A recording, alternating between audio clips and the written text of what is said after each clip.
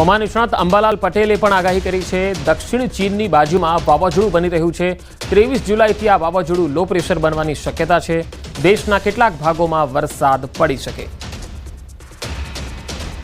અત્યારે લગભગ દક્ષિણ ચીનની બાજુમાં એક વાવાઝોડું આકાર લઈ રહ્યું છે અને જે આફ્રિકામાંથી આવતા પવનો જે સીધા 1.5 કિલોમીટર ઊંચાઈના સીધા પવનો સીધા તે વાવાઝોડામાં મર્જ થાય છે બંગાળ ઉપસાગરમાં થઈને।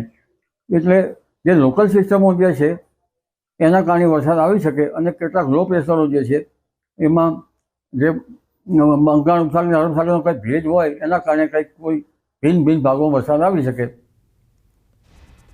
આ સિસ્ટમ ગુજરાતમાં પ્રવેશવાની શક્યતા છે। મધ્ય ગુજરાત અને પૂર્વ ગુજરાતમાં ભારે વરસાદની શક્યતા છે। પંચમહાલ, હિંમતનગર, વડોદરામાં ભારે વરસાદની સંભાવના છે। અમદાવાદ, ગાંધીનગરમાં પણ ભારે વરસાદ થવાની શક્યતા રહેશે। આ સિસ્ટમ લગભગ પૂર્વીય મધ્યપ્રદેશના ભાગમાં આવશે અને ત્યાં થઈને ગુજરાતના ભાગમાં આવવાની શક્યતા રહેશે, જેના કારણે લગભગ પંચમહાલના ભાગો, હિંમતનગર, સાબરકાંઠાના ભાગો, આ ઉપરાંત વડોદરાના પૂર્વીય ભાગો, અમદાવાદ, ગાંધીનગરના ભાગો, મધ્ય ગુજરાત કેટલાક ભાગમાં ભારે વરસાદ થવાની શક્યતા રહેશે।